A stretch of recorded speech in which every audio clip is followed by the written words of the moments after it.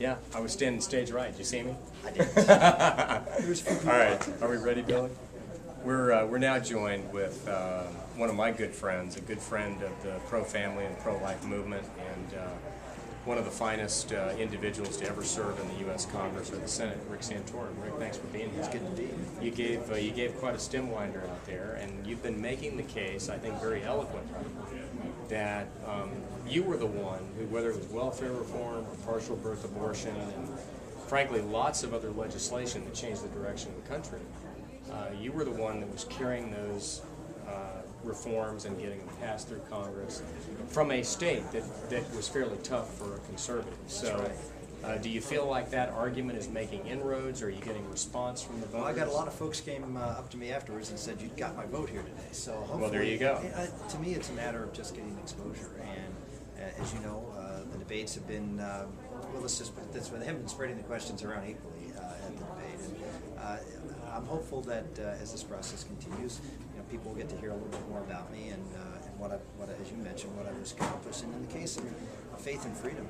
You mentioned, welfare, you mentioned life, you mentioned marriage, you mentioned all these issues. These are all the issues that people of faith are concerned about. Not just concerned about life, which of course is foundational.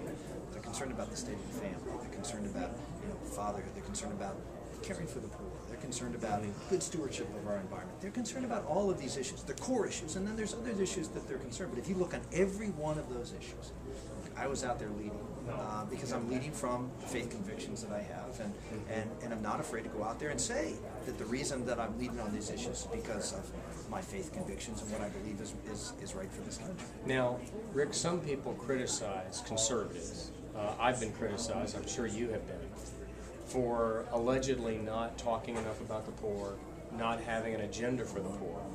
In fact, you worked on these issues extensively in your service in the House and the Senate.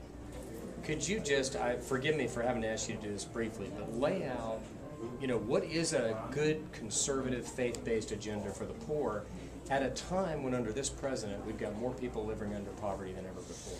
If we could do one thing to transform America from a country that is suffering from higher levels of poverty, lower standard of living among certain groups of people in this country, the one thing we could do, and it would change it overnight, what it would be?